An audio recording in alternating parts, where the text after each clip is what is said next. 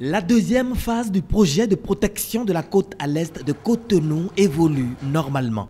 La délégation de la Banque saoudienne de développement s'en est rendu compte à l'occasion de cette descente. We are witnessing today with happiness. Aujourd'hui, nous avons été témoins oculaires, vivants, du premier résultat de cette coopération qui est réellement unie à travers ce projet. Et c'est la démonstration la plus éloquente de l'amitié et de la fraternité entre l'Arabie saoudite et la République du Bénin. Grâce à ce projet, cette maison par exemple a pu résister à la furie de la mer, comme bien d'autres.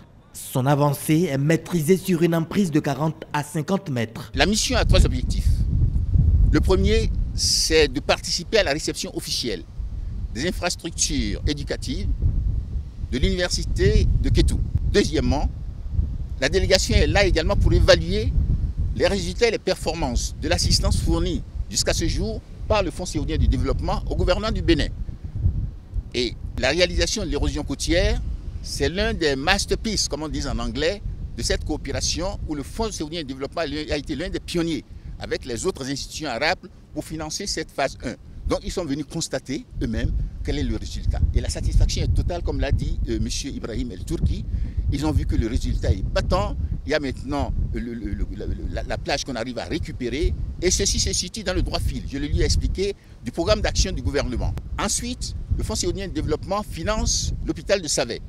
C'est en construction et nous espérons d'ailleurs qu'à l'occasion de l'inauguration de cet hôpital, le Fonds saoudien lui-même va faire le déplacement pour recevoir cet hôpital. La participation de l'État béninois à la bonne forme des relations avec le Fonds saoudien de développement réside dans la bonne gouvernance. C'est d'abord l'enracinement de la gouvernance, le sérieux du gouvernement dans la gestion des affaires, dans la gestion des financements qui sont octroyés par les institutions arabes.